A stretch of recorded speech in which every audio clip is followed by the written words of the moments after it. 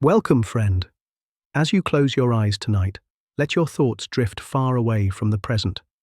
Let your mind wander back, deep into the folds of time, to a year so strange, so heavy with hardship, that historians would one day call it the worst year to be alive. The year was 536, a time when the earth itself seemed to sigh under the weight of darkness. It began with a mist, not a soft morning haze that lifts with the rising sun, but a thick and lingering veil that wrapped itself around the world. Across Europe, the Middle East, and as far as Asia, the sky grew dim. The sun, once golden and strong, weakened into a pale disk, glowing faintly, as though hidden behind smoke. Days passed, then weeks, and the light did not return. The air was cool and eerie, a twilight that stretched endlessly. No one knew why. Some whispered of divine punishment, others of omens, but none could explain the silent, choking fog that settled over their lives. In truth, the cause lay deep within the earth. Far away, a mighty volcano had torn itself open, likely in the northern lands of Iceland, or perhaps across the vastness of North America. From its belly poured ash and fire, flung high into the atmosphere. The fine particles spread wide, drifting on the winds, circling the globe, and shrouding the heavens. A volcanic winter had begun. The change was cruel and swift. Temperatures dropped. In the fields of Europe, seeds lay frozen in the ground. In China, summer rains turned to unexpected snow, blanketing the crops that should have fed thousands. Farmers stood bewildered in their withered fields, listening to the cries of their hungry children. Harvests failed, and famine crept in quietly, spreading its thin, desperate fingers through villages and towns alike. The world grew hungrier with each passing season. Bread became scarce. Grains were hoarded, fought over, and stolen. The great markets that once buzzed with trade fell silent. Even the wealthy, with their storerooms full of food, could not escape the cold. Firewood was consumed too quickly, and still the chill seeped through stone walls and wooden beams. It was as though the earth itself had turned against its people. And yet, the suffering was not finished. For just a few short years later, in 541, the plague of Justinian would sweep through the Eastern Roman Empire. Carried by fleas and rats, it spread with ruthless speed, felling millions. The city of Constantinople, once proud and bustling, became a place of wailing and silence, carts piled high with the dead. Humanity, already weakened by famine, now faced a sickness they could not escape. Far away, across the ocean in South America, the Moche culture of Peru faced droughts that cracked the land and emptied the rivers. Their fields turned to dust, their ceremonies desperate for rain that would not come. All across the globe, the mid-6th century seemed to press down like a weight of stone. Hunger, disease, and despair touched nearly every corner of the earth. And yet, humanity endured. Slowly, stubbornly, people adapted. They found ways to share, to rebuild, to sow their crops again, even when the sky remained dim. This dark age, born of a single volcanic eruption, stretched into what we now call the late antique Little Ice Age, a time of cooler climates that would last for more than a century. But even in that shadowed era, stories were told, fires were lit, and families huddled together for warmth. There was loss, yes, but also resilience, a reminder that even in the coldest nights of history, human beings held fast to hope. The strange fog did not simply dim the sunlight, it altered the very rhythm of life. Midday looked no brighter than dawn, and shadows stretched endlessly, confusing animals and people alike. Roosters crowed at odd hours, disoriented by the grey sky. Travellers stumbled along familiar paths, uncertain of the time of day. Merchants who once measured their trade by the rising and setting of the sun now carried extra lamps, their flickering flames straining against the thick, muted air. In monasteries scattered across Europe, monks recorded their bewilderment. Some wrote that the sun gave no more light than the moon, its strength sapped by something beyond mortal understanding. In Constantinople, scholars debated omens and searched ancient texts for clues. Was this the fulfillment of prophecy? Had the heavens themselves turned away from mankind? For people of faith, the darkened skies felt like a warning. For others, it was simply a terror they could not name. The impact on agriculture grew steadily worse. Barley fields in Ireland, usually golden in late summer, blackened with frost. In Scandinavia, the sea ice pushed farther south than living memory recalled, trapping fishermen near the shore. In the Eastern Roman Empire, granaries that had once been plentiful began to empty.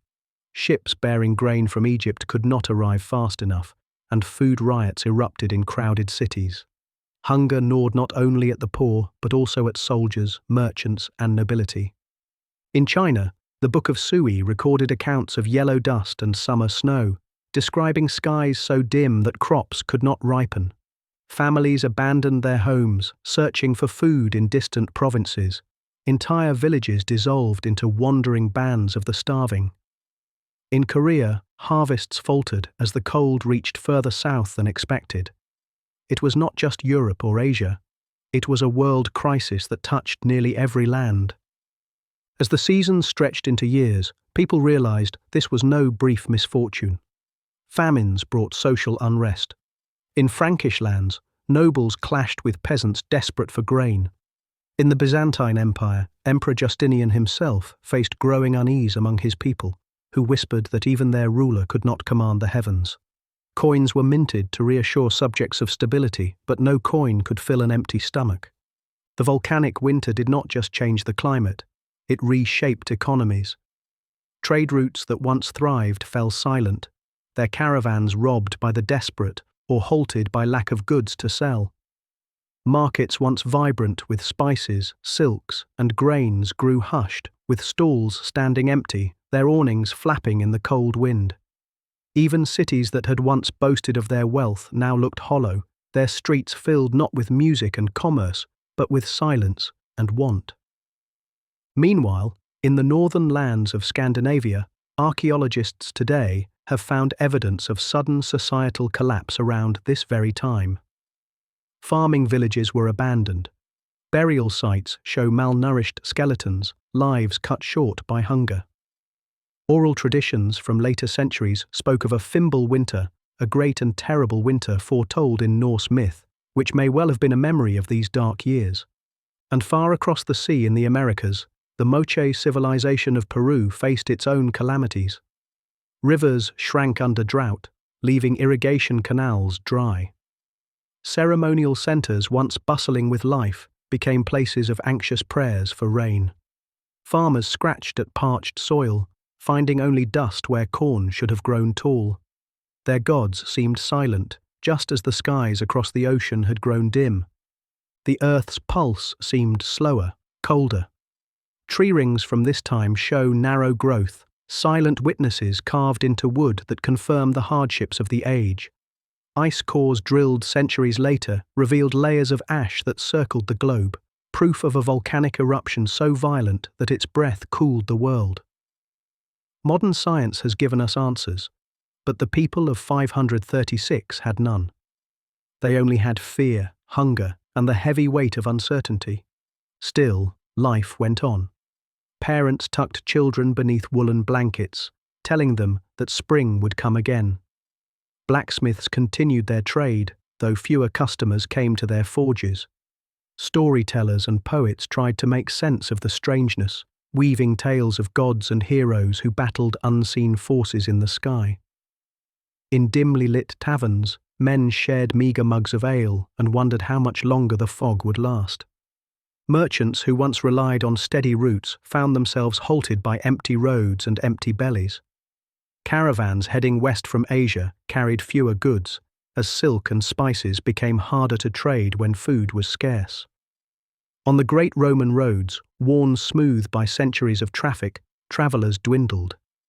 Inns that had welcomed merchants and pilgrims saw their hearths grow cold, the laughter and chatter replaced by silence. Along harbours from Alexandria to Ravenna, ships sat idle as markets shrank, their sails folded and their cargo holds bare.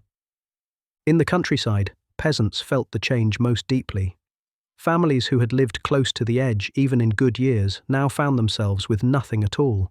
Thin soups replaced hearty stews, and wild plants were gathered in desperation.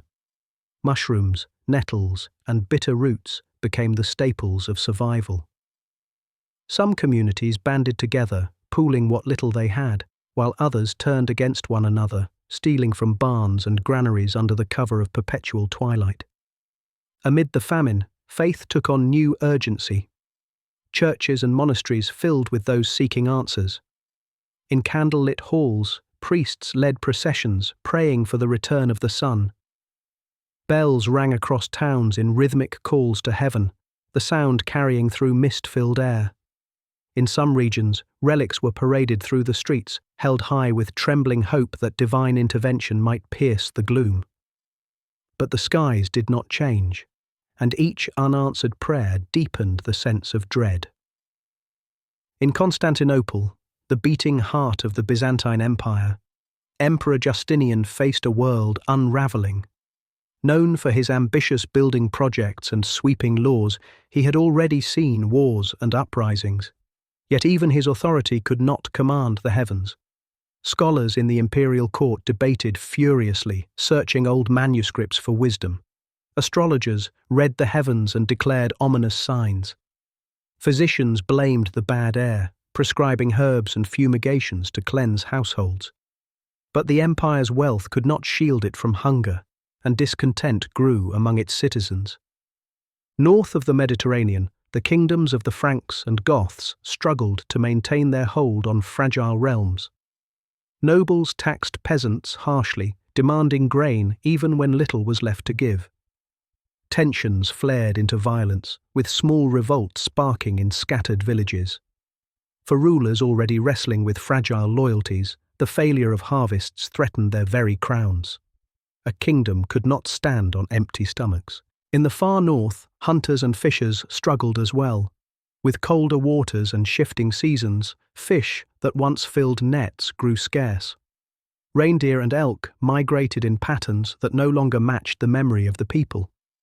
The Sami and Norse communities turned to stores of dried fish and salted meat, rationing carefully, their lives tethered to the whims of a world that no longer behaved as it once had. The years following 536 did not bring relief. Even when the skies began to clear, the cooling lingered. The late antique Little Ice Age had begun, and its grip would last for more than a century. Fields never fully recovered, and the weakened state of humanity left the world vulnerable to the next blow. In 541, it came, the plague of Justinian. The plague spread silently at first, borne by ships carrying grain across the Mediterranean. Rats slipped from ship to shore, carrying fleas infected with a deadly sickness. In Constantinople, the disease struck with sudden cruelty. Whole households fell ill within days, streets filled with the cries of the sick, and then with silence.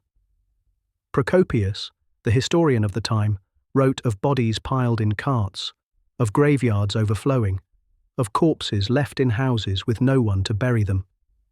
The empire lost countless lives, perhaps a third of its population, in a matter of years.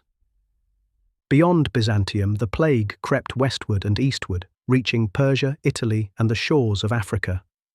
Villages already thinned by famine now faced waves of death. In towns, shops closed. In fields, crops went unharvested as farmers fell ill. Leaders issued decrees to control panic, but no law could halt the invisible spread of disease. The world seemed cursed, as though the darkened skies of 536 had been only a prelude to greater suffering. And yet, within this darkness, daily life continued in its fragile way.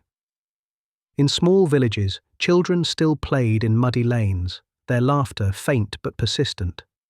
Shepherds still led their flocks into pastures, though the grass was shorter and thinner.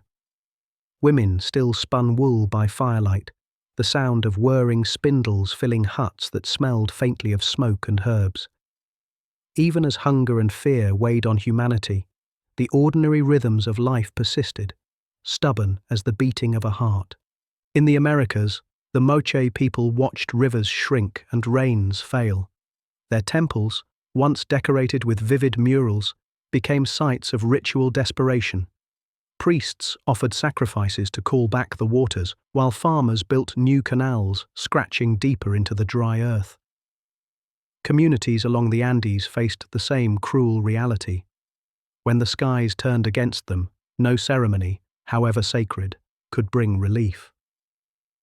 The evidence of this global crisis survives in quiet records left behind.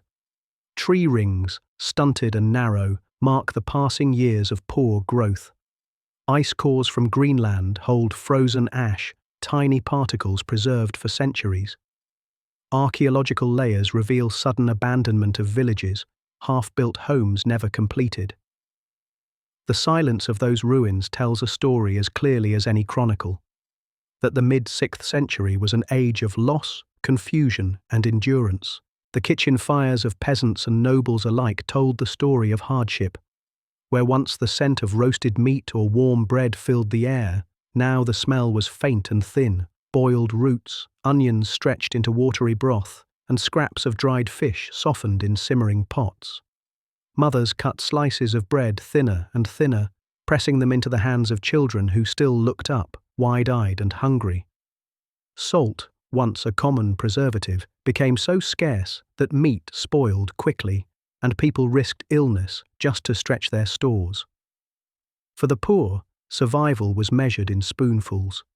Markets that had been lively centres of trade became ghostly in their silence. In small towns, stalls sat empty beneath sagging awnings. Merchants leaned against posts, trying to sell whatever meagre goods they had managed to carry, their voices subdued. In larger cities, the sound of coin striking coin echoed more sharply than before, because so few hands exchanged money. Grain became more valuable than silk, and salted fish more precious than perfume. For many, wealth was no longer measured in gold or jewels, but in sacks of barley or jars of oil. Even the animals felt the strain.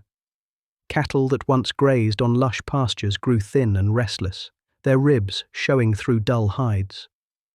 Chickens laid fewer eggs, confused by the dim light of days that never brightened.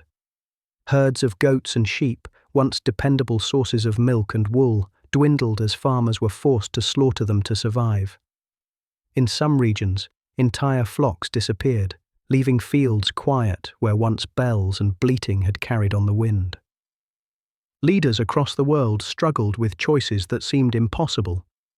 In Constantinople, Justinian commanded that grain shipments continue, yet the stores in Alexandria were not infinite. In the courts of Western Europe, kings debated whether to hoard food for their soldiers or release it to the people. In villages along the Danube and Rhine, local chieftains found their authority questioned by the hungry. Some tried to lead with fairness, rationing carefully, while others tightened their grip, demanding loyalty in exchange for scraps. The balance of power shifted with every meal. Religion and superstition coloured the responses of ordinary people. In the misted fields of Gaul, some believed that spirits had stolen the sun, and small rituals were carried out in meadows to coax it back. In the lands of the Norse, sagas began to take shape about a Fimbulwinter, a terrible, endless cold that would precede the world's destruction. In the Christian heartlands, priests spoke of punishment and redemption, their sermons filled with warnings of sin and promises of salvation. In China, astrologers cast charts beneath dim skies, their calculations confirming that the heavens themselves were unbalanced. The fear was sharpened by the unpredictability of the weather. In one year, frost lingered into spring, destroying young shoots before they had a chance to grow. The next year, sudden rains drowned crops in the fields, rotting them in place. The people could not rely on the rhythms they had known for centuries, and the unpredictability was as frightening as the hunger itself. It was as if nature had broken its promise. Archaeological findings today reveal how deeply these years altered societies.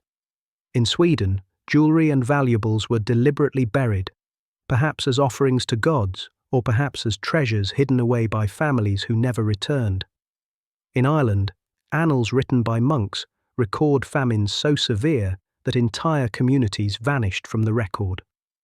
In Central Asia, nomadic tribes abandoned grazing lands, moving in desperate search of better pastures, their migrations unsettling neighbors and sparking conflicts. The fog of 536 did not merely cast a shadow over the earth, it rearranged the map of human lives. And when the plague of 541 swept in, it seemed to confirm the sense of doom. Ships that had once carried trade now became vessels of death. In the harbours of the eastern Mediterranean, sailors staggered ashore with fevers, spreading illness to port cities. The streets of Constantinople filled with the rattle of wooden carts hauling the dead to mass graves. Historians wrote that the stench of death clung to the city, that the cries of mourners never ceased. Some claimed that at the height of the outbreak, 10,000 people died in a single day. The empire struggled to maintain order. Officials were appointed to bury the dead, but their work was endless. Procopius described houses locked from the outside, entire families gone, their bodies left untouched because no one dared to enter. Even the emperor himself fell ill, though he survived. But survival for many was temporary. The plague would return in waves, haunting the Mediterranean for centuries. Meanwhile, in smaller towns far from the imperial courts, people turned inward. Communities shrank and fields lay untended. The rhythm of daily life, sowing, harvesting, gathering for festivals, was disrupted again and again. And yet, in quiet corners, people adapted. Women dried herbs not only for food, but for remedies, brewing teas to ease fevers. Craftsmen repaired ploughs with careful hands, hoping for better seasons. Fishermen learned new rivers, chasing the last remnants of abundance. Human life slowed, but did not cease. As centuries passed, the memory of those years wove itself into folklore and faith. The Norse remembered their Fimble winter. The Irish annals spoke of a failure of bread. Byzantine chronicles told of dim skies and a sun like the moon. Even in distant Peru, stories lingered of rivers that turned to dust. Each culture gave its own meaning to the suffering, and in doing so preserved the memory of a world dimmed by ash and shadow. The clothing of the time became as important to survival as food itself. In colder regions, people layered wool upon wool, pulling heavy cloaks tightly around their bodies. Leather boots were patched again and again, soles replaced with scraps when nothing else could be found. Children were wrapped in garments far too large for them, cast-offs from older siblings or neighbours, sleeves rolled and tied so they would not drag. In households with fewer resources, straw was stuffed into shoes for warmth, and cloaks were lined with rough fur from whatever animal could be hunted. The rich, once accustomed to fine silks, found little comfort in their luxuries when the chill seeped through stone walls and marble halls.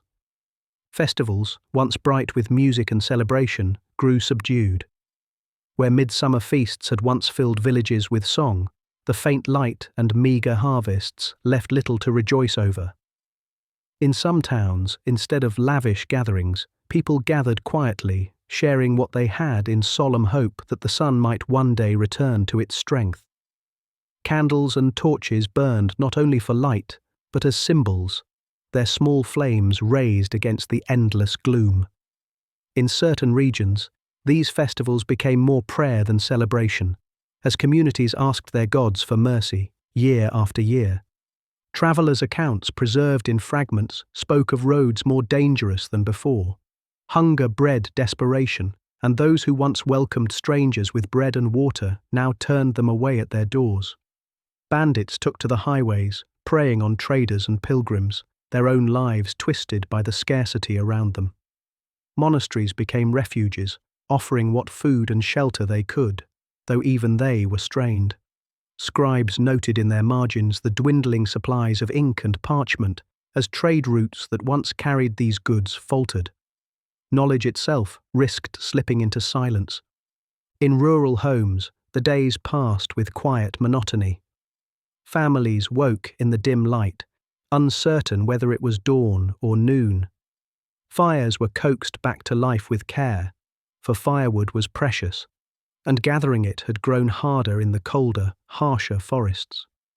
Meals were eaten quickly, often in silence, as parents saved their words for work and children listened for reassurance that rarely came. At night, the cold crept in again, and people huddled close together, bodies providing warmth that the world withheld. The landscape itself bore scars of the catastrophe. In the highlands of Europe, trees grew slower, their rings narrow and pale, marking the lean years. Rivers swelled unpredictably with rains one season and shrank into shallow trickles the next. Mountains seemed harsher in their silence, their peaks shrouded in haze. In the lowlands, marshes expanded as drainage failed, and once fertile lands turned to sodden stretches where crops would not grow. The very shape of the land seemed altered by the strange new climate. Farther east, in the steppes of Central Asia, nomadic tribes found their grazing grounds transformed. Grasslands shrank, leaving horses thin and restless.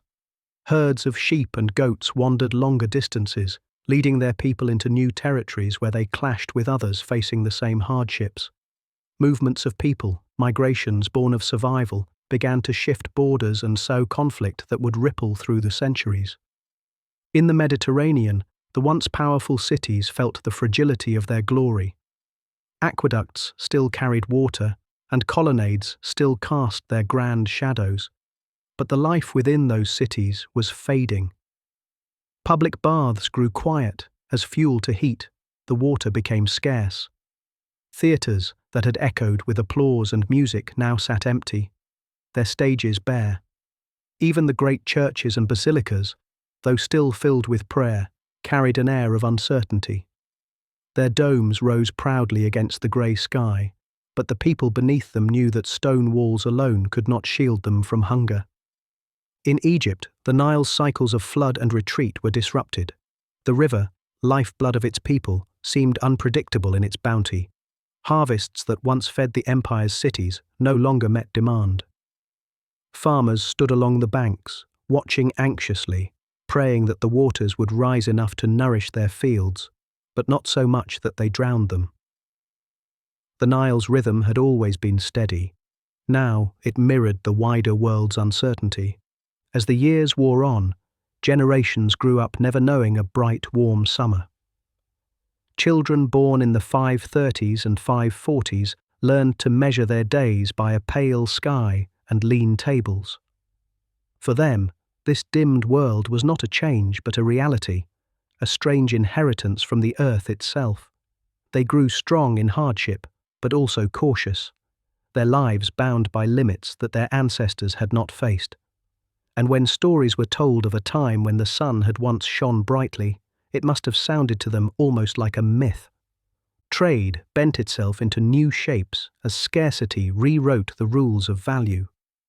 Goods that once travelled effortlessly along Roman roads and caravan paths began to move in short, uncertain hops, each segment negotiated with caution. Coastal merchants, wary of empty harbours and sickly crews, turned to riverboats and narrow inlets where smaller exchanges could happen away from watchful eyes. Spices and silks faded from ordinary markets, replaced by coarser necessities. Sacks of coarse flour, cracked barley, bundles of dried legumes tied with twine. In place of long-distance contracts, people favoured kin networks and sworn bonds, quiet promises over bread and salt, because parchment meant little when bellies were empty and weather could ruin a journey overnight. Warfare, too, learned a new rhythm in the shortened world. Campaign seasons shrank with the light, and supply wagons became liabilities on rutted roads where bandits listened for the creak of wheels. Commanders counted not just soldiers, but the bushels to feed them and the fodder to keep horses standing. Fortresses relied less on grand sieges and more on patient defence, trusting walls and winter to do the starving. Border raids became thinner, quick strikes to seize granaries rather than glory, and treaties were inked in the practical language of grain shares and winter access to woodlands. A clever truce over a valley of hay could weigh more than a victory on an open field. Art adapted to quiet halls and dim windows. In monasteries, illumination shifted towards smaller, thriftier manuscripts. Ink stretched with careful mixtures, pigments prepared from local minerals rather than far-flung trade. Blues paled, reds deepened with iron, and margins sprouted modest vines rather than lavish gold. Travelling storytellers learned to thread their tales with warmth, promising audiences a lamp's worth of light in exchange for a bench near the hearth.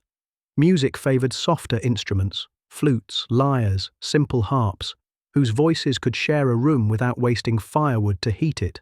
Beauty did not vanish, it simply stepped closer to the listener, speaking in low tones rather than public spectacle. In kitchens and storehouses, survival became a craft with its own repertoire. Salted meats gave way to ash-preserved cheeses, and smoked fish hung in narrow, smoky rafters. Cabbages were packed into crocks with brine and stones, their slow alchemy a hedge against lean months. Apples dried on racks beside nettle greens, and strips of turnips sliced paper-thin. In wet regions, peat was cut and stacked to dry in low pyramids, its slow burn traded for precious firewood. When grain ran short, millers ground acorns and chestnuts into coarse meal, then leached the bitterness with many changes of water, patient as the drip from a winter eve. Law and custom stretched to meet the new reality. Village councils wrote ration rules on wax tablets, calculating fair shares with notched sticks, a tally each household understood. Forest rights, who could glean fallen branches, who might set traps, who could strip bark for tinder, were argued with unexpected fervour, because warmth had become a kind of coin. Some lords commuted fines into grain obligations, the parchment sealing a bargain that spared dignity as well as life. In the hush after curfew bells, watchmen paced with lanterns shielded against the mist, making their rounds as if each small pool of light were a promise kept. Housebuilders turned frugal and ingenious. Wattle and daub walls thickened with extra clay and straw. Cracks were sealed with wool clumps saved from shearing floors. Thatched roofs were combed and squared against driving rain, and eaves extended to guard precious entryways. Floors were packed with tamped earth over beds of reeds to keep rising damp at bay. Windows shrank, then learned new tricks. Oiled parchment screens, horn panes shaved thin and warm to the touch, shutters braced from within against a steady, whispering wind. A home's architecture became a conversation with the cold, line by careful line. On the water, mariners trimmed their sails to a different sea. Fog made sound carry in odd ways, so pilots learned to read the shore by echo as well as by sight. Bells hung from piers, tolled in steady patterns to call ships home, and channels were marked with bundled reeds lashed to poles when wood was too dear. Fishers set their nets by touch and habit, counting strokes of the oar rather than watching landmarks fade into grey. Drying racks were rebuilt to lower heights so crews could lift heavy catches without wasting strength in wind that cut through bone. Money itself grew strange in the long shadow of scarcity. Coins, once bright with imperial portraits, were clipped and shaved in hidden corners, their missing slivers a quiet confession. In some towns, people trusted scales more than faces on metal, weighing each payment with little brass weights kept in leather pouches. Barter blossomed in the gaps. A pot mended for a dozen eggs to be delivered in spring, a cloak relined in exchange for a quarter cart of peat.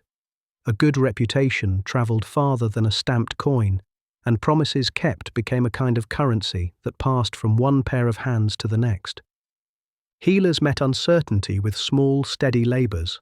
Bundles of yarrow and thyme hung from rafters, drying for winter teas to ease thick coughs. Honey was spread on wounds beneath linen bandages, its sweetness hiding a stern talent for cleansing. In cold rooms scented with resin, apothecaries stirred vinegar with crushed garlic, steeped willow bark until the water turned a pale, bitter brown, and tied little sachets of warming herbs to hang by children's beds. The plague would not be reasoned with, but fevers could be cooled, breath eased, sleep coaxed, one quiet mercy at a time. The sky offered its own cryptic ledger.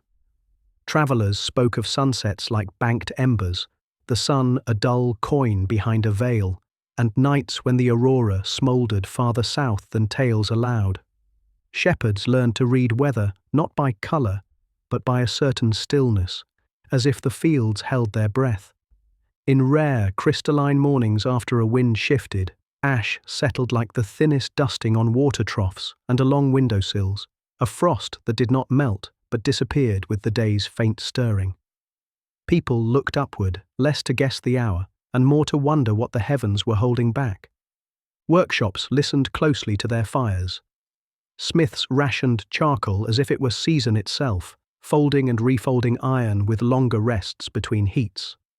Potters adjusted their kilns, learning to accept a deeper, earthier palette when flames could not reach the old brilliance. Glassmakers, where they could still work, favoured thicker panes and small cups, whose strength forgave a cooler furnace. The age taught hands to be patient. Heat a little, wait a little, try again tomorrow if the wind shifts and the draw improves. A craft survived not by speed but by fidelity to each careful step. Words travelled differently, and yet they travelled. Monastic scriptoria copied letters with a deliberate hand, each page a gift across time. Annalists noted eclipses, failed harvests, and strange snows with a calm that softened fear into record. In village squares, elders braided memory into story, of summers that used to feel like honey, of rivers that once laughed against their banks.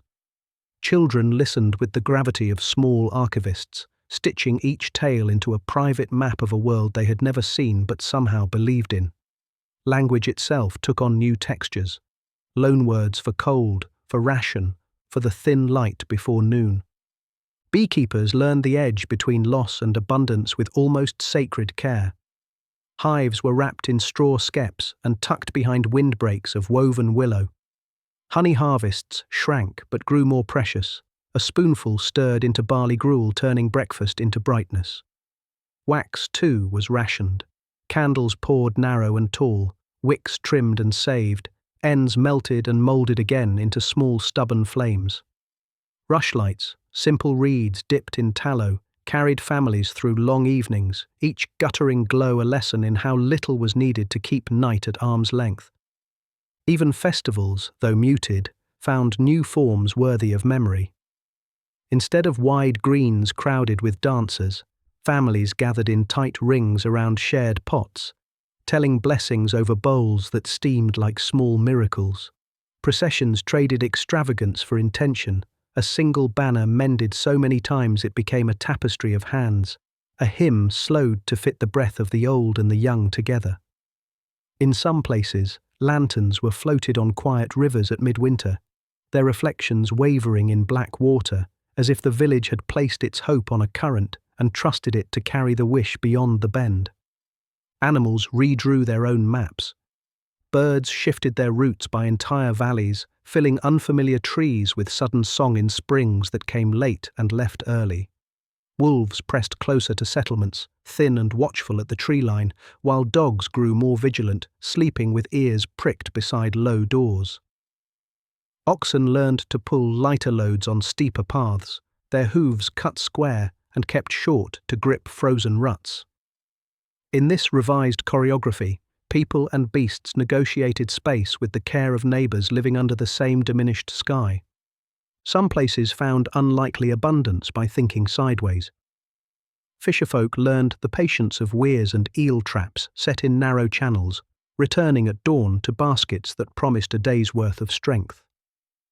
Highlanders traded slate and wool farthest afield, betting on goods that did not spoil in bad weather. Gardeners along monastery walls coaxed hardy herbs through cold spells by banking stones that held the day's thin heat, a simple architecture of warmth transferred from sun to leaf to soup. And always the sound of handwork stitched the days together. Grain ground slowly between quernstones, a hush rhythm that made time audible. Looms beat gently in back rooms, warp and weft, agreeing on a fabric that would last 2 winters more. Spoons scraped the last sweetness from honey pots, and knives were honed with even strokes. because sharp edges saved fuel and spared the tremble of tired hands. In the grey world, these small sounds were the proof of life continuing, a quiet music the year could not silence. The cooling that began in 536 was no ordinary shift of seasons, but a sudden and dramatic fall in temperatures that shocked the natural world. In Europe, summers that had once brought warmth and ripening fields instead felt more like a lingering autumn. Frost appeared on young shoots, killing them before they could stretch upward toward the weak sun. Fruit trees, which had bloomed faithfully for generations, stood bare, their branches heavy with silence rather than blossoms. The coolness was not refreshing, but unyielding, a damp chill that pressed into homes, fields, and bones alike. Rivers froze early and thawed late, and lakes that had long been friendly to fishermen seemed locked away behind brittle sheets of ice. In Asia, the consequences were even more striking. The Book of Sui records that in the summer of 536, snow fell in parts of China, blanketing fields that should have been green with millet and rice. Farmers looked on in disbelief as flurries covered sprouting shoots, the season reversed before their eyes. Summer snow meant disaster, for it destroyed not only crops in the ground, but also the fragile hope of replanting before winter returned. Villages that had depended on steady harvests suddenly faced emptiness. Hungry families left their homes in search of food, some walking hundreds of miles, their journeys marked by footprints fading quickly under strange, cold skies. The crop failures were not isolated incidents, but waves that spread from one land to another, each season carrying despair farther. In Ireland, annals mention a failure of bread, a phrase that captured the blunt truth that fields had yielded nothing. In Scandinavia, archaeological layers show abandoned farms, their hearths extinguished, their tools left behind as if owners had fled overnight. In the Mediterranean, where wheat and olives had been staples for centuries, grain prices soared, and olive presses grew silent. Markets thinned until only the desperate remained, selling a handful of beans for a cloak or a loaf of bread for a day's labour. Famine spread its pale fingers across continents, not in one sudden rush, but in a relentless, grinding press of hunger that lasted year upon year. This calamity marked the beginning of what modern scholars call the late antique Little Ice Age, a prolonged period of cooling that lasted for more than a century. Generations were born and raised beneath skies that never fully recovered their brightness, in summers that felt muted, in winters that bit harder and stayed longer than memory had promised. The Little Ice Age reshaped economies, redirected migrations, and tested every human settlement. Families who once relied on 2 or 3 harvests a year learned to live with only one, and even that was uncertain. Hunters followed game farther into forests, and fishers pushed into deeper, colder waters. Communities that had once thrived on trade shrank inward, becoming cautious, insular, and wary of strangers who might compete for scarce resources. For over a century, the shadow of the cooling lingered, as though the eruption of 536 had cast not just ash, but a long echo through time.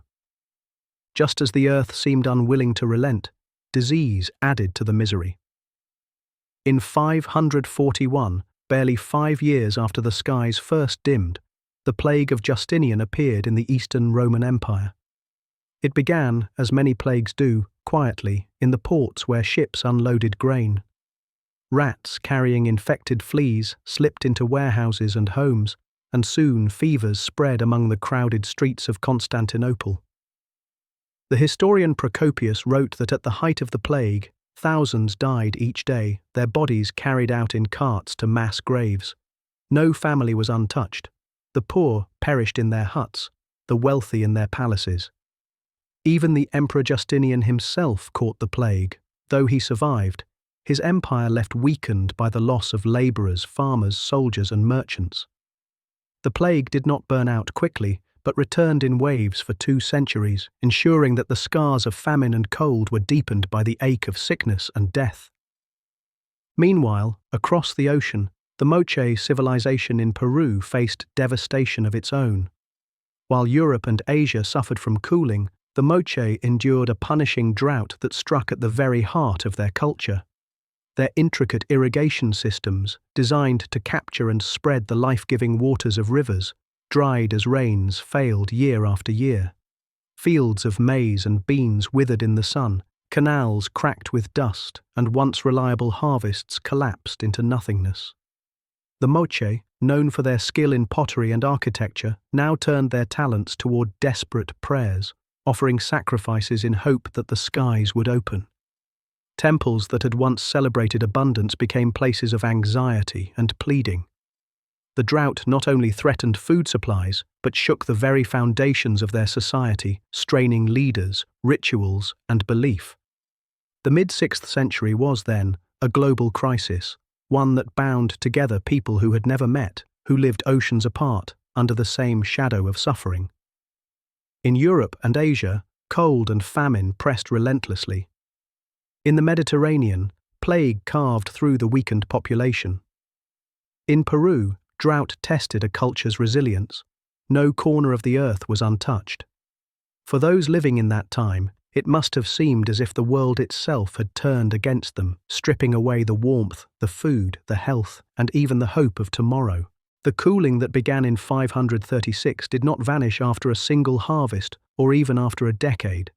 It stretched on, transforming itself into an era, what we now call the Late Antique Little Ice Age. This was not a single endless frost, but a century of irregular, unpredictable seasons.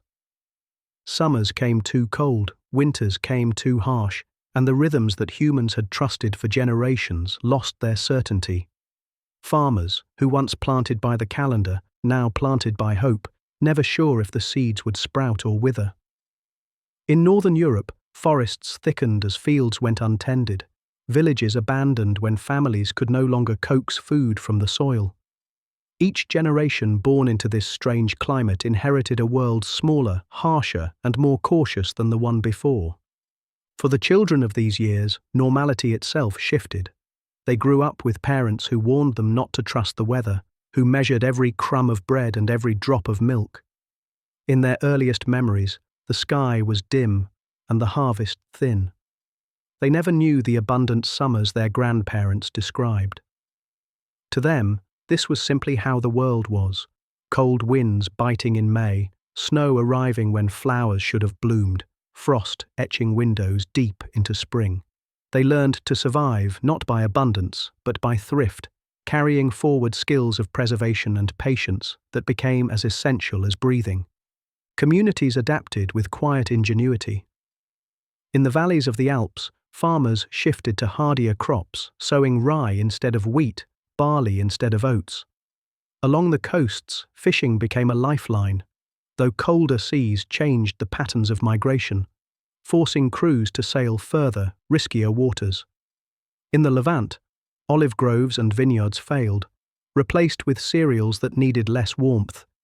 Even in China, where rice had long been the foundation of sustenance, fields were repurposed for millet, a grain more tolerant of the cold.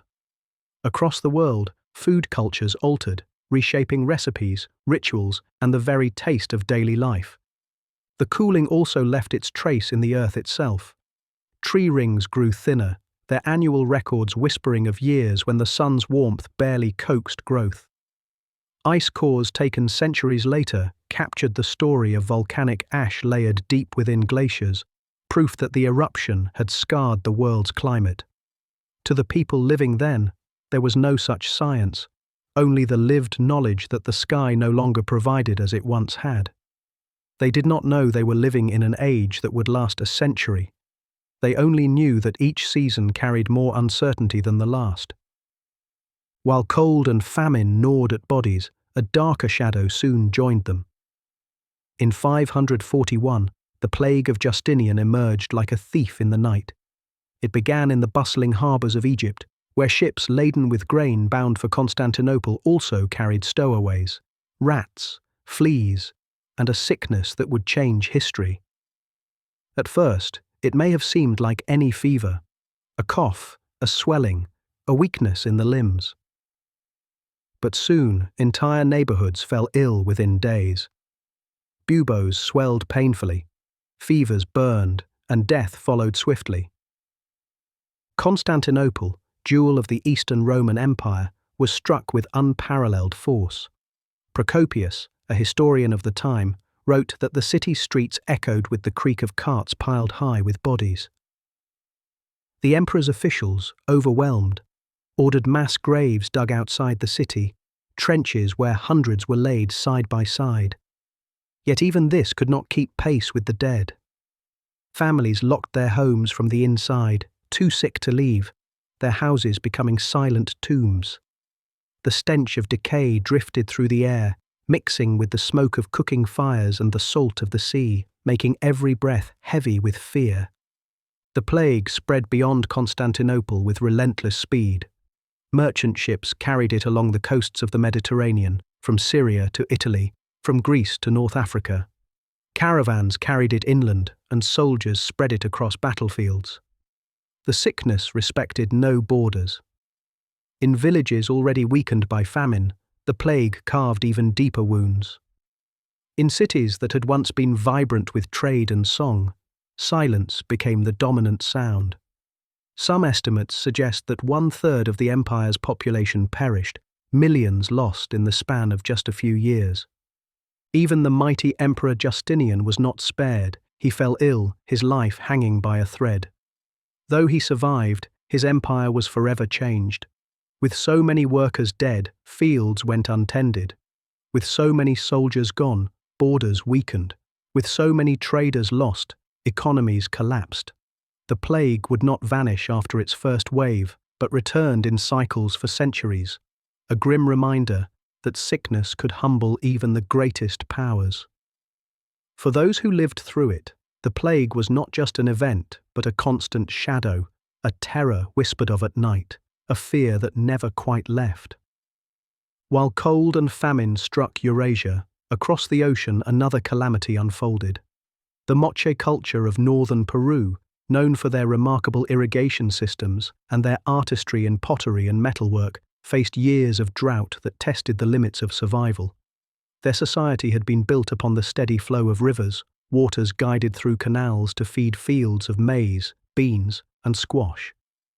But as the skies withheld their rain, those canals cracked, their beds dry and useless.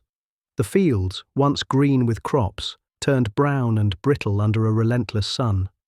Communities gathered at temples, offering prayers and sacrifices in desperate hope.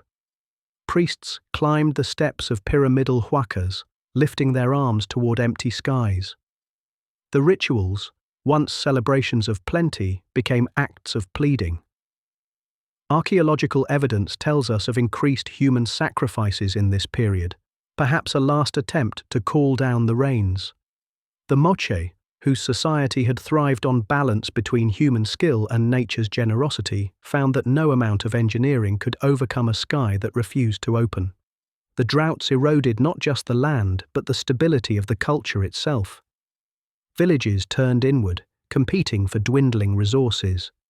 Some communities may have abandoned their homes, seeking better lands along the coast or deeper into the valleys. Social order faltered, as leaders who could not provide water lost their legitimacy.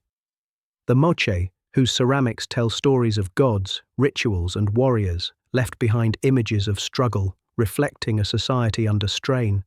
Their decline was not immediate, but the drought carved a deep wound, one that would weaken them for centuries to come. The chill of the 6th century did not strike like a single storm and pass. It lingered like a season out of joint, reshaping the lives of those who lived beneath its pale skies. Across Europe, farmers discovered that their calendars had become useless. Planting dates handed down for generations no longer applied, for the soil remained cold weeks longer than expected. Seedlings pushed through the ground, only to be killed by frosts that returned without warning. A year's work could be undone in a single night of unexpected cold, leaving families staring at empty fields where their food should have been. Villagers adapted as best they could. In the uplands of Britain, people abandoned high fields where the growing season had grown too short. They moved downslope into valleys, where the earth retained a little more warmth and rivers offered some protection from frost. In the lowlands of the Danube, farmers turned to root crops that could withstand chillier soil, digging deep for turnips and carrots when wheat failed. The adjustments were clever, but never enough. A century of erratic weather meant that each adaptation only bought time, never full security. The cooling was not uniform. Some years brought summers of endless rain, swelling rivers until they drowned villages, sweeping away mills and bridges. Other years brought long, unseasonable droughts, cracking the ground in regions unaccustomed to such dryness. The unpredictability was almost worse than the cold itself. People could endure a harsh climate if it was steady. They could prepare for snow or for dry winds. But to face a world where one year brought floods and the next brought frost meant living without certainty. It was the erosion of trust in the seasons, the loss of the pact between human effort and the natural world. Animals too bore the weight of these changes. Wild herds migrated unpredictably, no longer appearing where hunters had relied on them for generations. In some years, birds arrived late or not at all, their migration disrupted by altered skies and altered winds. The cycle of abundance that had once provided eggs, milk, wool, and meat became erratic. Herds of domesticated animals grew thin, calves were born weak, and flocks dwindled. The failure of animals was more than hunger, it was a break in the very fabric of daily life. For those living in cities, the consequences were visible in markets. The tables of vendors that had once groaned with olives, figs, and breads now displayed pitiful offerings. A few loaves baked from barley instead of wheat, bruised vegetables, beans stretched with husks. Coin lost its power when there was no food to buy. Families sent children with baskets to wait in lines for grain rations, and those who arrived late returned home with nothing. What had once been bustling centres of trade now felt quiet, their chatter silenced by the sameness of want. The Little Ice Age pressed itself into culture as well. Songs once sung for planting and harvest lost their place, replaced by laments and prayers. Seasonal festivals shrank, their tables bare, their music subdued. Communities told stories of past abundance, tales of summers when the sun shone warm and fields stood golden. These stories became almost mythic, for children raised in the dim world of the 6th century had no memory of such times. The golden fields existed only in the mouths of elders, who spoke of them with a mixture of longing and disbelief. The plague's arrival was swift, but its spread was patient, weaving through the arteries of empire like a hidden current. In Egypt, it struck first along the grain ports of Pelusium, where merchants and labourers loaded ships for Constantinople. From there it travelled up the Nile, infecting villages one by one, until even remote settlements felt its reach. When the ships departed, the rats and fleas travelled with them, hidden among sacks of wheat, unseen until it was too late. When Constantinople itself was struck, the city found its daily rhythm broken.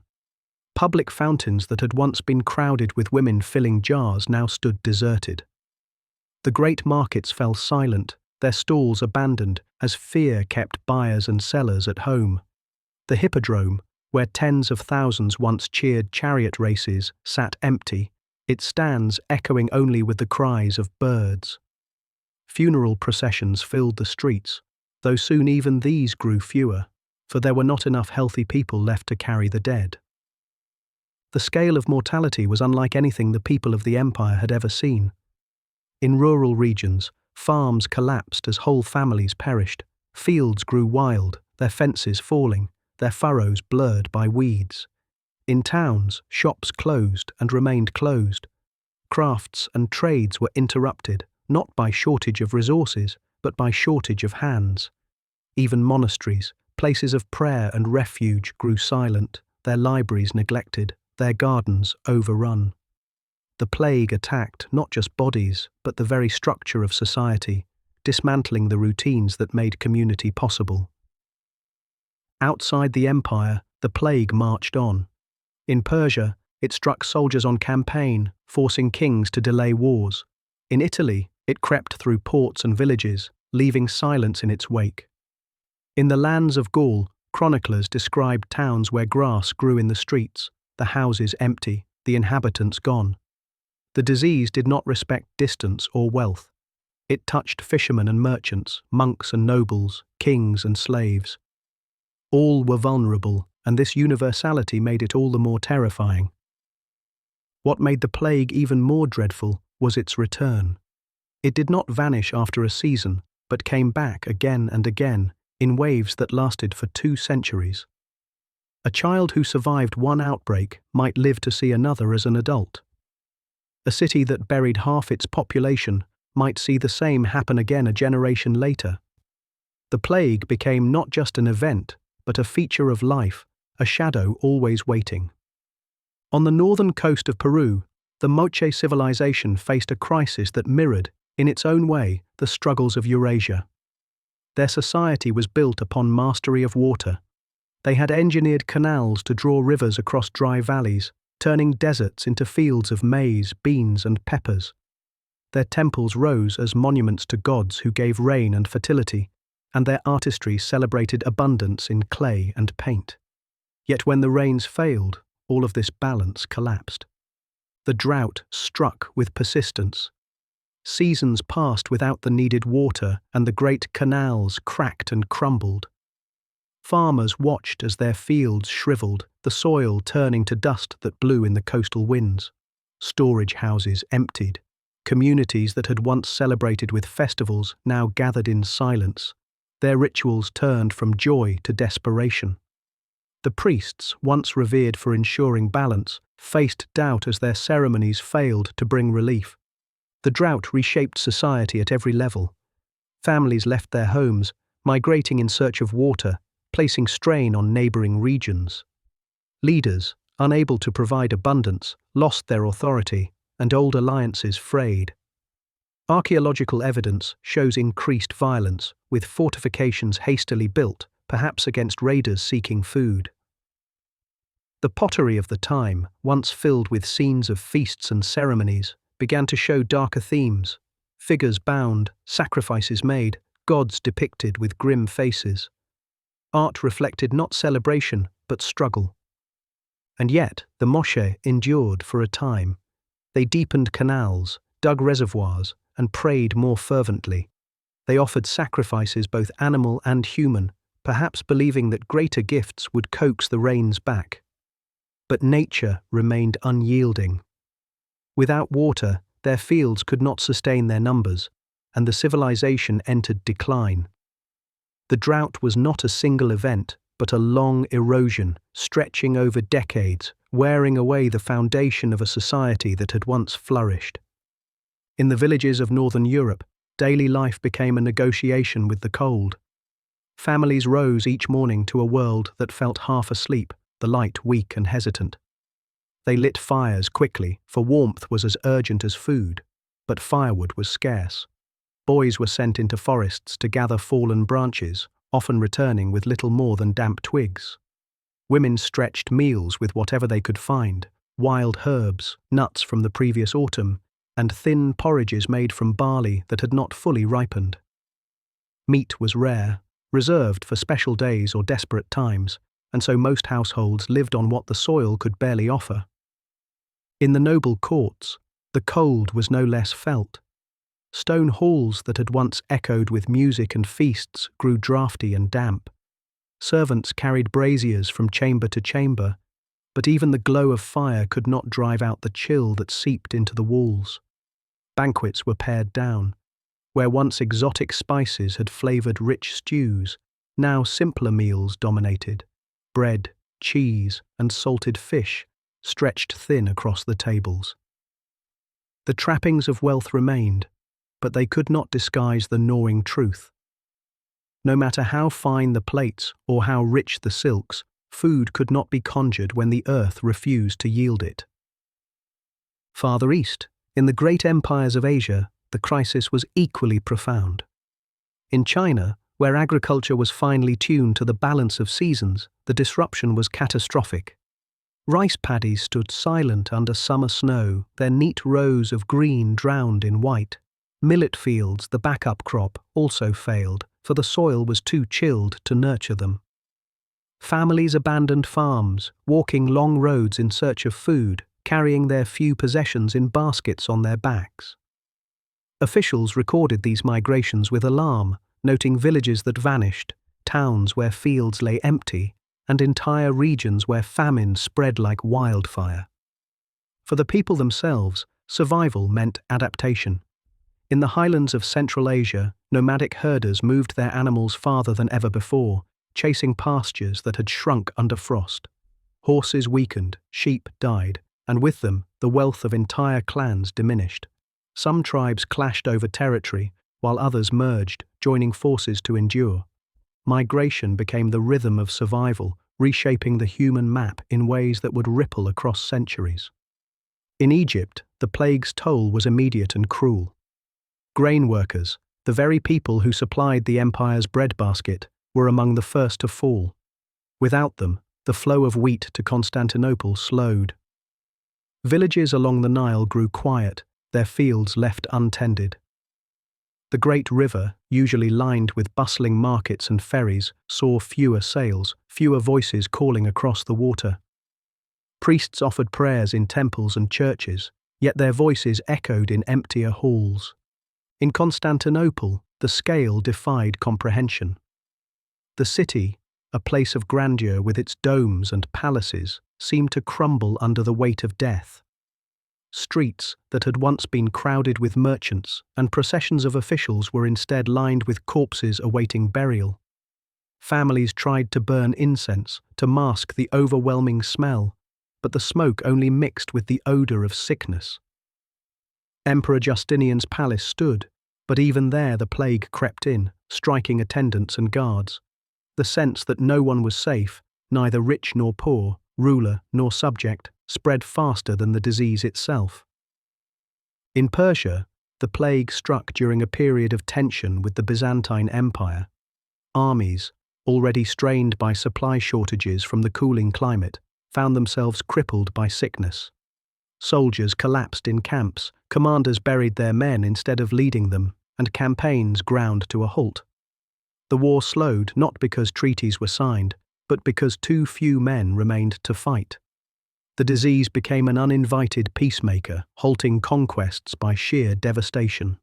In Western Europe, the plague arrived in smaller waves, carried by ships and traders who crossed the Mediterranean. In the ports of Italy and Gaul, outbreaks killed thousands. In inland towns, the effect was slower, but just as sure.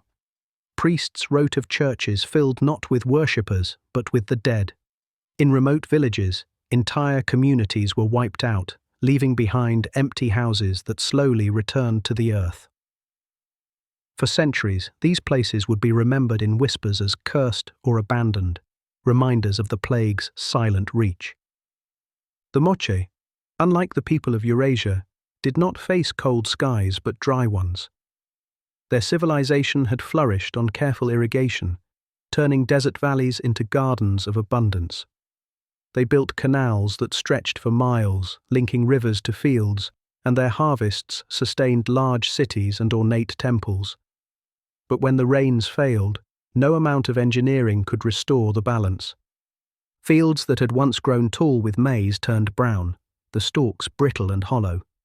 Squash shriveled on the vine, beans dried before they ripened. Farmers stood in their fields with empty hands, watching cracks split the soil.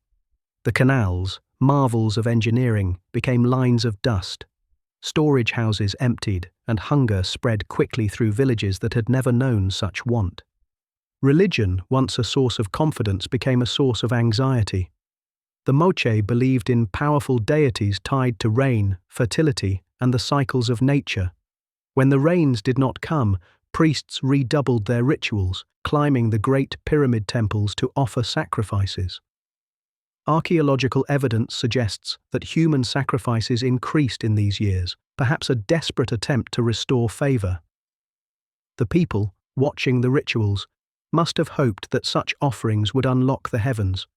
But the skies remained silent, and the priest's authority weakened with each passing season. Social order fractured. Some groups migrated to the coast, seeking sustenance from the sea. Others turned to raiding, taking food by force when none could be grown. Fortifications sprang up around settlements, hastily built walls of stone and earth. The pottery of the time reflects this darkness, no longer filled with scenes of festivals and abundance, but with images of bound captives, warriors, and grim-faced gods. The drought did not only starve bodies, it starved hope, reshaping the very identity of a culture. And yet, even here, resilience flickered. Families adapted diets, gathering shellfish and seaweed along the coast. Some learned to survive on fewer meals, stretching food with ingenuity. Children grew up in a world harsher than their parents had known, yet they carried forward the skills of endurance. The moche did not vanish overnight, but the drought marked a turning point, a long decline that would reshape the destiny of their people. The winters of the 6th century settled in with a heaviness that seemed endless. In the valleys of the Rhine, rivers froze earlier than anyone could remember. Fishermen who had long depended on casting their nets into flowing waters found them sealed under ice. They cut holes with axes, lowering baskets into the dark cold, but the fish were sluggish and few. Villages that had relied on the river's bounty were forced to ration what little was left from autumn, while the ice itself became a constant reminder that the seasons no longer obeyed their old rules. In monasteries across Europe, monks recorded the strangeness with quiet diligence. Their manuscripts, written in careful Latin script, described a sun that gave light, like the moon, pale and weak even at midday. Some noted that the dawn seemed to blend directly into dusk, with no brightness between. Candles burned longer in the scriptoria, and the smell of tallow filled the air as manuscripts were copied by flickering light. In margins beside psalms and prayers, monks added terse notes of famine, frost, and failure of crops. These annotations, meant as records for future generations, became the quiet testimony of an age living under shadow. In China, where agriculture had been refined for centuries, the disruption was catastrophic. Officials recorded snow falling in the heart of summer, flattening fields that should have been green with millet and rice. Villages were abandoned as families moved in search of food, carrying their belongings on ox-drawn carts, their children perched among baskets of tools and pots. Some migrants were welcomed in distant towns, others turned away, for few communities could spare food for newcomers. The sense of uncertainty grew as whole regions changed shape, not by war or conquest, but by hunger. The psychological toll was as great as the physical. In villages from Ireland to Korea, people looked to the sky and saw a sun that seemed sickly, as though the heavens themselves were failing. Rituals were performed in fields, offerings buried in the soil, prayers carried on incense and smoke. Yet when the cold persisted, faith itself wavered. For some, this was a test. For others, a sign that the world was unraveling. To live through these years was to wake each day unsure not only of food and warmth, but of whether the very order of nature could be trusted again. When the plague reached Constantinople in 542, it found a city already strained by the cooling climate, but unprepared for the scale of what was coming. The first signs were quiet. A handful of fevers, some swelling, a few unexplained deaths. But within weeks, the streets filled with the sound of weeping and the sight of funerals. Families who had carried bread and fruit to market now carried their loved ones on makeshift stretchers, wrapped in cloth. The city's great cisterns, usually bustling with water carriers, grew eerily quiet as fewer came to draw water. The hippodrome, where tens of thousands had once roared for their favourite chariot teams, stood silent. Its stone seats, warmed for centuries by the press of crowds, cooled under the absence of life. Markets, once the heartbeat of Constantinople, became places of avoidance. People hurried through, avoiding one another's gaze, for no one wished to see the shadow of sickness in a neighbour's face. The scale of death overwhelmed the city's systems. Graveyards filled, and officials ordered trenches dug beyond the walls. These trenches were filled with rows of bodies, layered one atop another, covered hastily with earth. Chroniclers wrote that the smell of decay was so strong that it clung to clothes, even when washed. Incense was burned constantly in churches, not just for worship, but to mask the odor of mortality that drifted across the city. Emperor Justinian himself fell ill, confined to his chambers for weeks.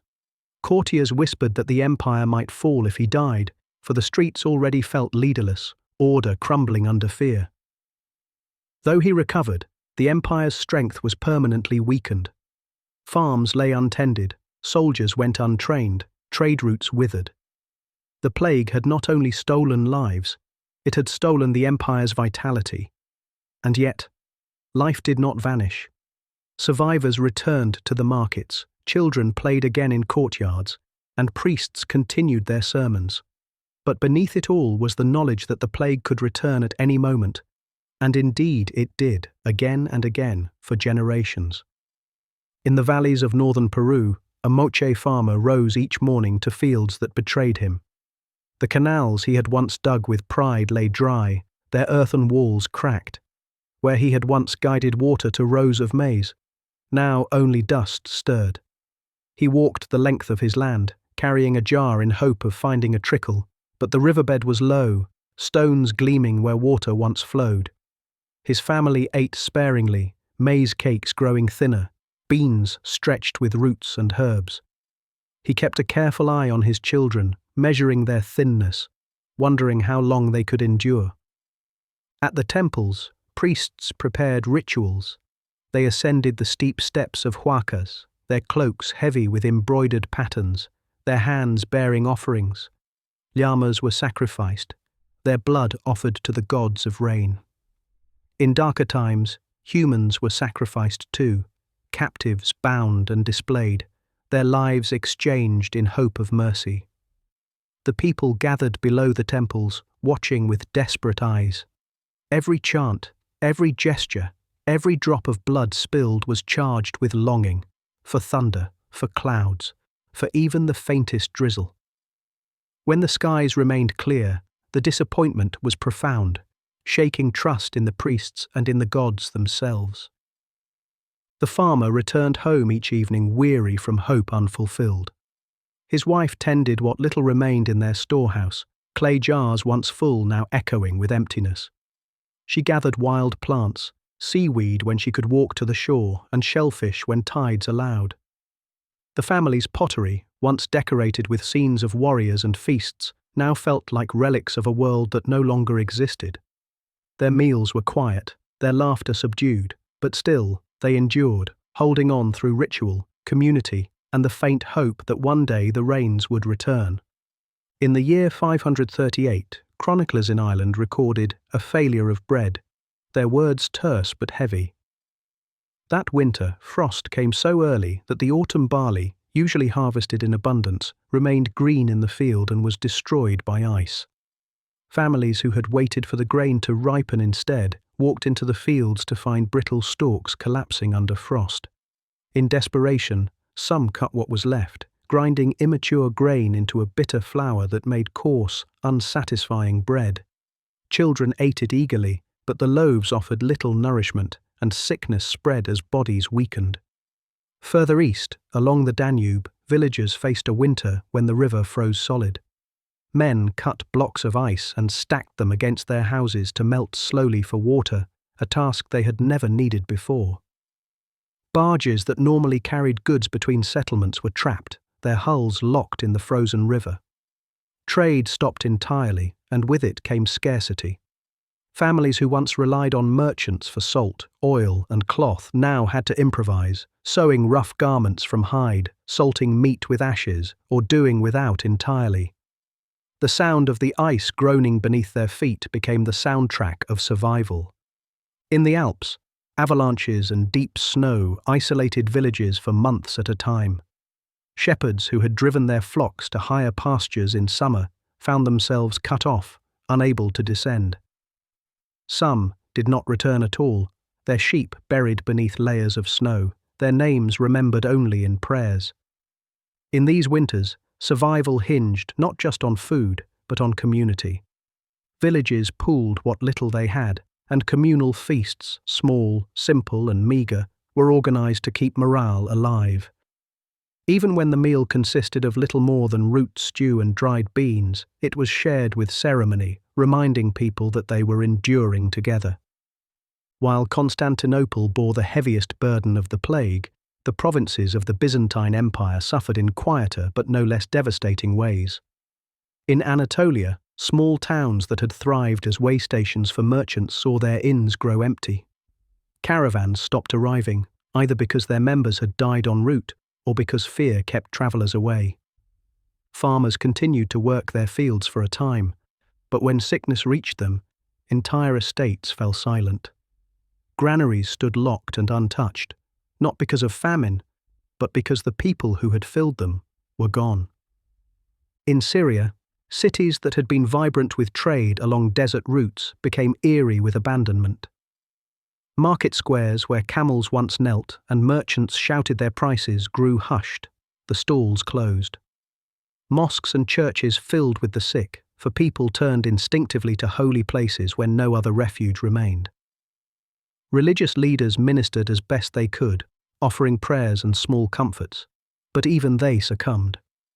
Communities shrank rapidly, leaving behind shells of towns where weeds grew between paving stones. In North Africa, the plague hollowed out coastal ports.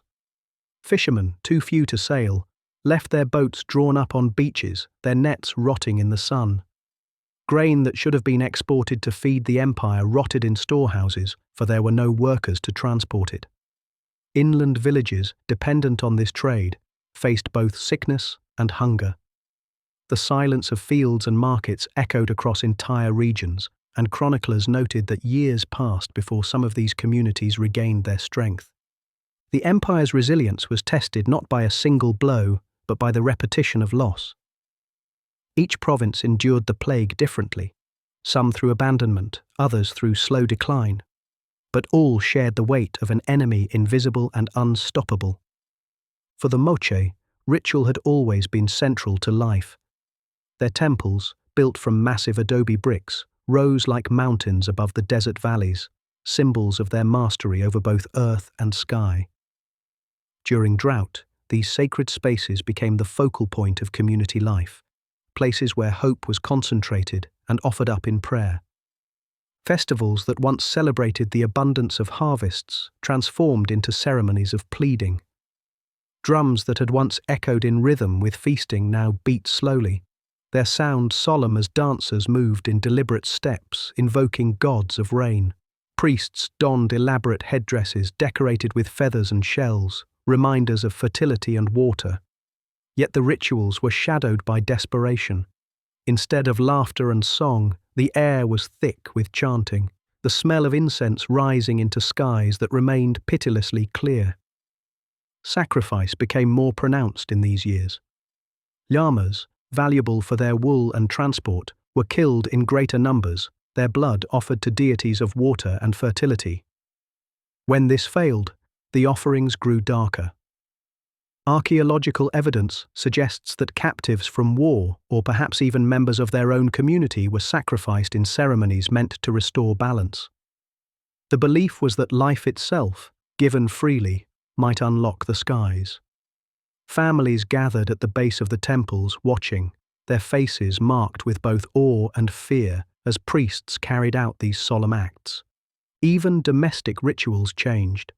In homes, families left small offerings of maize, beans, or water, whatever they could spare, on household altars. Mothers taught their children to whisper prayers before eating, thanking the gods for each meager meal. Pottery from this era depicts not only gods and warriors, but also scenes of supplication, hands raised to the heavens, eyes wide in longing. The art reflected the mood of a people whose identity was being reshaped by drought. Once confident masters of irrigation, now humbled supplicants before silent skies. As the harvests failed year after year, famine became not just an occasional hardship, but a way of life. In Britain, settlements in the highlands were abandoned, their stone walls left to crumble, as families descended into valleys where the soil was less exposed to frost. In Scandinavia, whole communities appear to have collapsed during this period, their farms deserted. Archaeologists have uncovered jewelry and valuables buried in the ground from these years, perhaps offerings to gods or treasures hidden by families who never returned to reclaim them. Migration became a survival strategy. Families packed what they could onto carts, leaving behind ancestral homes to seek more fertile lands. Roads that once carried merchants now carried refugees, their belongings bundled in cloth, their livestock driven ahead of them. Some found refuge in neighbouring towns, others were turned away, for famine made generosity dangerous. These movements of people unsettled the balance of Europe. In some regions, newcomers were absorbed into communities, changing the mix of language and culture. In others, conflict erupted, as locals resisted those who came hungry and desperate. The Frankish kingdoms, already fragile, were further strained by the constant movement of people. Lords tightened control over their peasants, fearing the loss of labour if families fled. Taxes were levied in grain, even when little remained, sparking resentment. In some places, small uprisings broke out, villages refusing to hand over their last sacks of wheat. These local conflicts rarely grew into wars, but they reflected the tension of an age where survival often meant choosing between one's own family and one's neighbours. When the plague crossed the Mediterranean into Italy, it found cities already weakened by famine and war. In Rome, once the heart of empire, the population had already dwindled. The plague hollowed it further. Churches that had withstood centuries of turmoil became makeshift hospitals, their altars surrounded by the sick. Priests who offered last rites often fell ill themselves, their voices silenced mid-prayer. The city, with its ancient monuments and ruins, seemed to dissolve further into silence. In Gaul, outbreaks spread through port towns and inland villages alike. Chroniclers recorded the eerie sight of grass growing between cobblestones in towns once filled with travellers and markets. Whole streets fell empty as households vanished, leaving shutters closed and doors barred. The plague did not strike everywhere with equal force. Some villages survived relatively untouched, while others were wiped out entirely. This unevenness only deepened the fear, for no one knew why one family was spared while another perished. In Spain, the plague struck during a time of shifting kingdoms. Visigothic rulers struggled to maintain order, but as the disease thinned their armies and their subjects, authority weakened. Peasants abandoned fields, leaving villages vulnerable to raids. The disruption of population and economy shaped the region for decades. The plague, not just a tragedy of lives lost, but a catalyst of political change. The drought that afflicted the Moche did not end quickly. Decades of unreliable rainfall wore away at their resilience.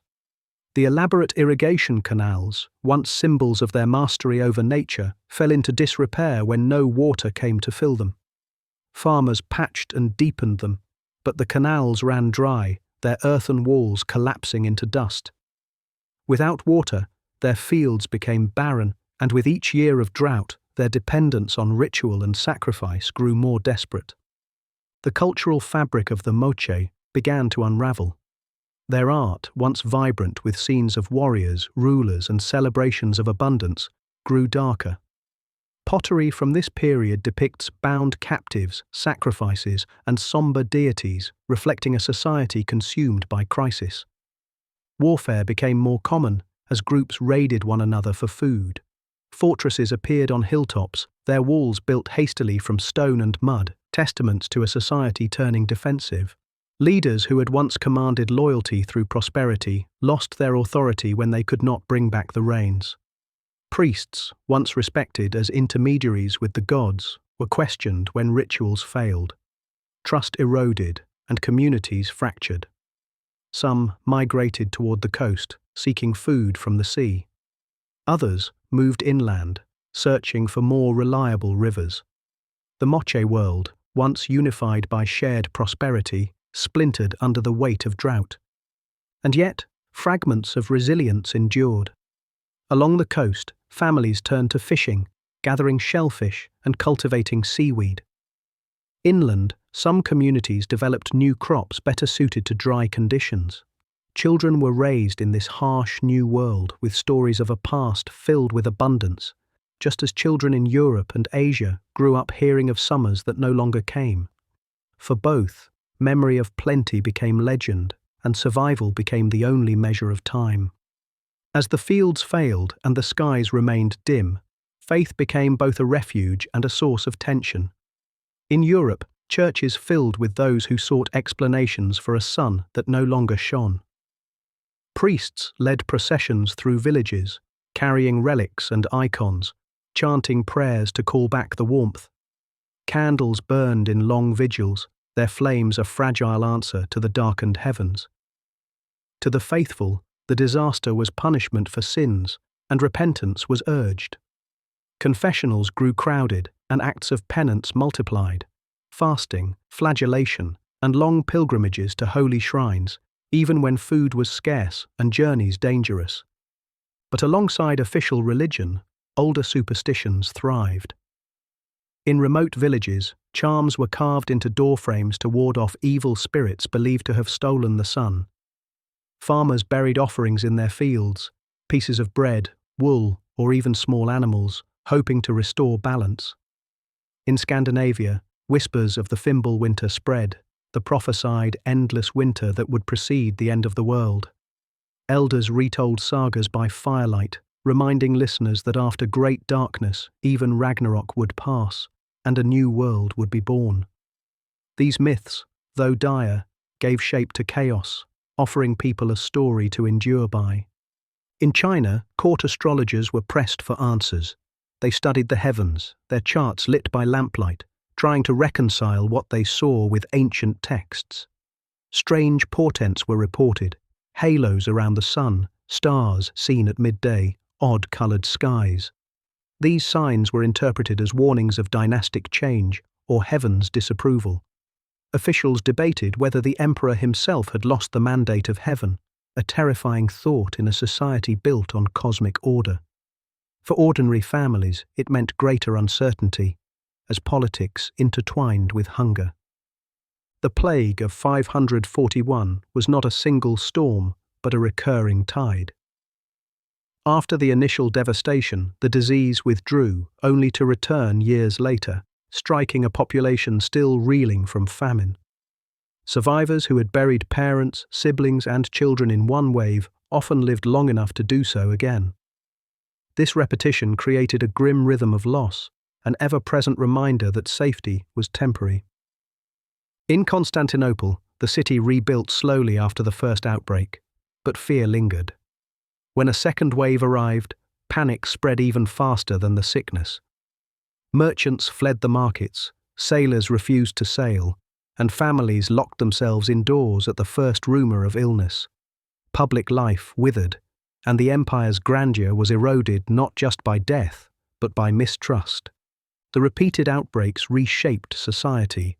With so many workers gone, wages rose for the survivors, giving peasants and labourers new bargaining power. In some places, the rigid hierarchy of empire loosened as lords and officials were forced to compete for scarce labour. Land lay fallow, villages depopulated, and borders weakened. Armies shrank, not from battle, but from disease, altering the balance of power across the Mediterranean. The plague became a silent general, defeating empires without raising a sword. In smaller provinces, the long-term effects were even more striking. Some towns never recovered, their ruins left as reminders of a vanished population. Roads fell into disuse, bridges collapsed, and trade routes shifted. Communities that had once been part of thriving networks became isolated, their links broken by repeated waves of death. Over time, entire regions faded from prominence, replaced by others less affected. The plague did not just kill, it rewrote the map of civilization. For the Moche, the drought did not bring sudden collapse but a slow unraveling. As years turned into decades, their great temples saw fewer pilgrims, their rituals fewer worshippers. The elaborate pottery for which they were known grew simpler. reflecting a society with less time and resources for artistry. Communities fractured, some clinging to the coast, others pushing into the highlands. The unity that had once defined Moche culture splintered into smaller, scattered groups. Later cultures inherited their lands. The Chimu, centuries later, would rise in the same region, building vast adobe cities along the coast. But even their society bore the memory of drought, constructing even more elaborate irrigation systems and water storage facilities, as if aware that the skies could not always be trusted. The lessons of the Moche lived on, not in written texts, but in engineering, art, and the quiet caution of descendants who remembered the cost of reliance on rain. For the families who endured, daily life remained a negotiation with scarcity. Children learned to fish along rocky shores, gathering shellfish from tidal pools when fields failed. Women wove baskets for storing the meager crops that could be coaxed from the soil. Men travelled farther inland to hunt, sometimes returning empty-handed. Rituals continued, but smaller, more intimate. Offerings left at household altars, whispered prayers spoken over shared meals. The grandeur of public sacrifice waned, replaced by quiet resilience in private spaces. Though the Moche as a unified culture faded, their legacy endured in fragments, in the canals that still trace their valleys, in the pottery that tells their stories, and in the resilience of people who adapted, endured, and carried fragments of memory into future generations. The cooling of the 6th century reshaped not only human life but the natural world itself.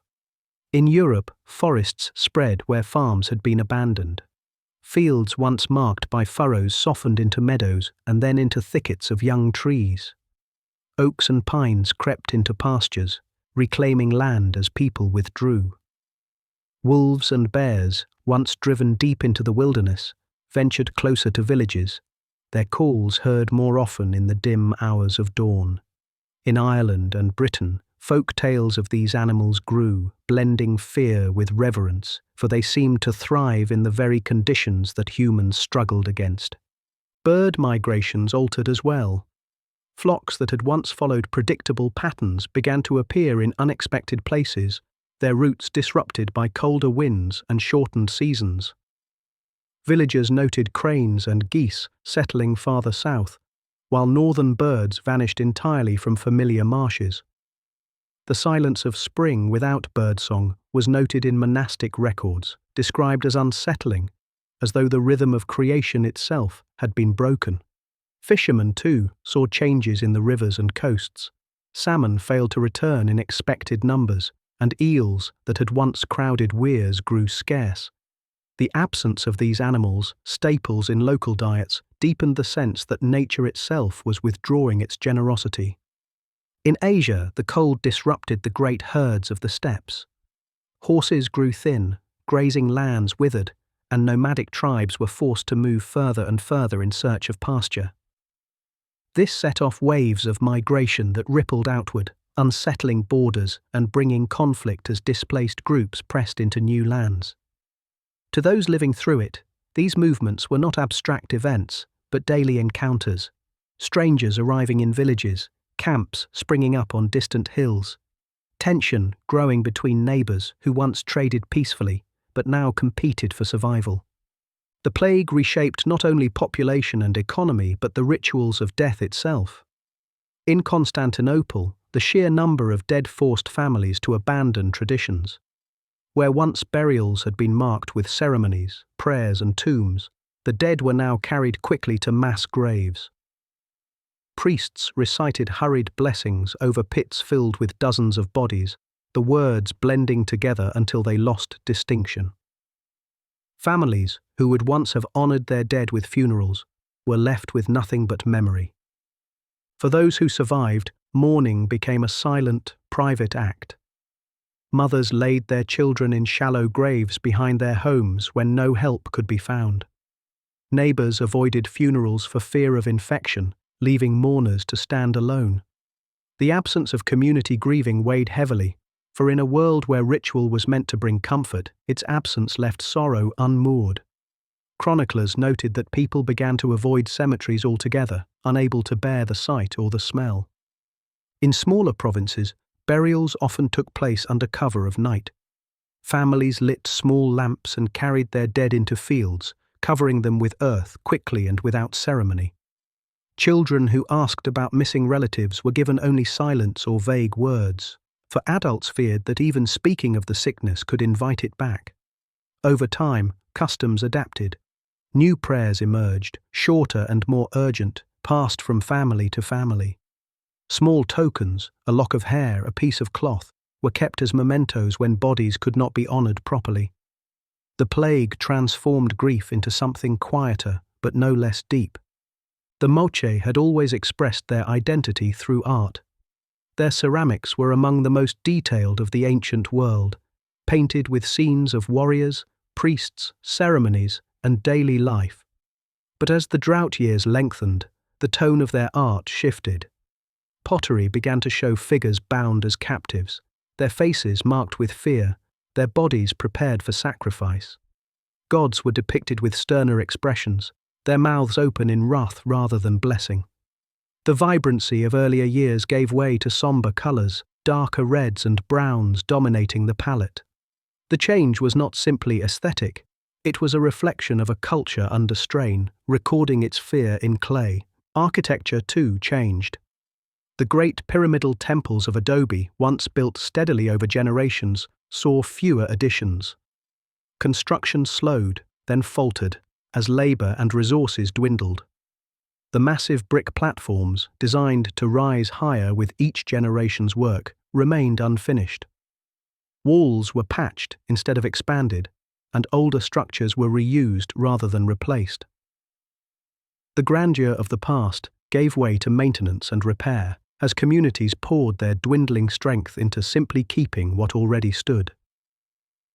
Along the coast, smaller shrines appeared, built hastily of stone and mud, places where offerings could be left without the need for grand ceremonies. These shrines often held simple vessels filled with water or maize, humble prayers for rain. The decline of monumental architecture paralleled the decline of centralized power, as smaller communities took ritual into their own hands. The drought had not only weakened the land, it had fractured the very unity of Moche society. For children, the dim world of the 6th century was all they knew. They did not remember brighter summers or abundant harvests, only the sight of weary parents measuring food carefully, only the taste of thin broth or half-baked bread.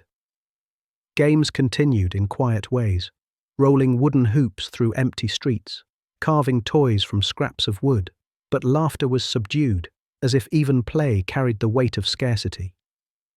The absence of birdsong, the shortened days, and the ever-present chill became the backdrop of childhood, shaping a generation that grew up wary and cautious. Some children were sent away when food grew too scarce. Parents, with heavy hearts, entrusted them to monasteries where they might at least be fed in exchange for labour and study. Others were placed with distant relatives in towns less afflicted. For many, childhood ended early. They were put to work gathering wood, tending meagre gardens, or guarding fields against hungry animals. Yet within these hardships, children also became bearers of hope. Their survival gave meaning to their parents' sacrifices. Their small smiles reminders that life continued, even in shadow. In plague-stricken cities, children carried both innocence and vulnerability. Some played in courtyards, unaware that sickness spread in the streets, only to fall ill within days.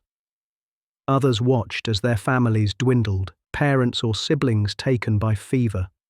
Those who survived often grew up in silence, with fewer playmates, fewer elders to guide them. Orphans became a common sight, wandering alleys or gathered at church steps, their futures uncertain. Yet children also adapted with resilience. They learned to avoid crowded places, to recognize the early signs of sickness. Some were taken in by extended families, their presence a small light in households dimmed by loss. In villages where whole families perished, surviving children were absorbed into other homes, creating new bonds and reshaping kinship networks. The plague robbed them of innocence, but it also forged a toughness that would shape the generations to come. In the valleys of Peru, Moche children grew up with dry earth beneath their feet and empty canals where water should have flowed. They were taught from an early age to gather shellfish, to carry baskets of seaweed, to help in fields that gave little. Childhood games were shaped by scarcity, playing with clay figurines molded from leftover pottery, or chasing one another along dusty canal beds. Their stories were of gods who demanded much and gave little in return, and their lullabies carried notes of pleading rather than abundance. Rituals touched children's lives closely. They watched sacrifices with wide eyes, learning that survival depended on appeasing unseen forces. Some were themselves chosen as offerings, their innocence believed to hold special power in unlocking the reins. For those who survived, childhood was not free of care, but filled with lessons in resilience, taught by parents who urged them to endure, to adapt, and to remember the past even as the present grew harsh. For rulers, the disasters of the 6th century were more than natural events. They were tests of legitimacy. In the Byzantine Empire, Justinian faced famine, plague, and war all at once. His ambition to restore the Roman world was undercut by shortages of men and money. Laws had to be rewritten to deal with depopulated lands and abandoned farms.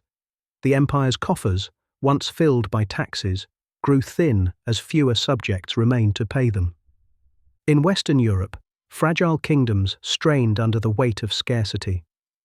Frankish kings struggled to maintain loyalty among nobles who grew restless when peasants could no longer meet tax demands. Rebellions, though small, revealed the cracks in authority. Power shifted constantly, with rulers rising and falling not by strength of arms alone, but by their ability or failure to feed their people. Even in distant lands, politics bent under the crisis. In China, the inability to prevent famine and strange weather was interpreted as a sign that the emperor had lost the mandate of heaven.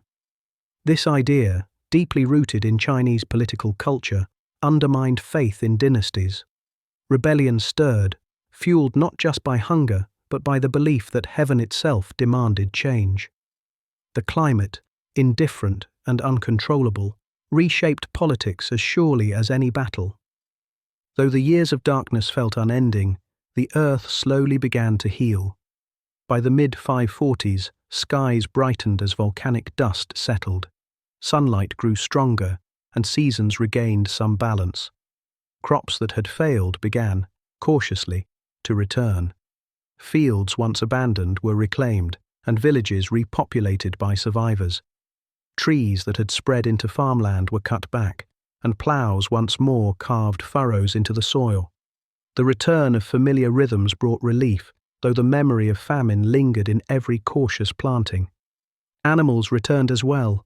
Birds resumed their migrations, filling spring mornings with song. Fish once scarce reappeared in rivers, restoring diets and trade. Wolves and bears, emboldened by years of human weakness, retreated once again into the forests. Nature, which had seemed lost, reminded humanity of its resilience. Yet the scars remained. Forests still bore the marks of abandonment. Fields showed the evidence of years untended, and generations carried the memory of hunger in their bones. For the people who endured, the recovery was bittersweet. They had survived, but at great cost. Families were smaller, villages emptier, traditions altered. In the Mediterranean, the plague continued its cycles, reminding survivors that recovery was fragile. In Peru, the Moche never fully regained their former glory. The world of the 6th century had been remade, leaving behind a landscape marked by both resilience and loss. So tonight, as you drift deeper into rest, imagine that distant world where the sun grew faint, and the people of Earth stood in awe beneath a darkened sky. Imagine the silence of snow falling in midsummer, the pale fields, the flicker of firelight in dim houses. Let it soothe you, reminding you how far humanity has come, and how even in the hardest times, we find a way forward. Rest now, knowing that the shadows of the past cannot touch you. The year 536 has long passed, and the world, though changed, carried on. And so too will you, carried on the gentle tide of sleep.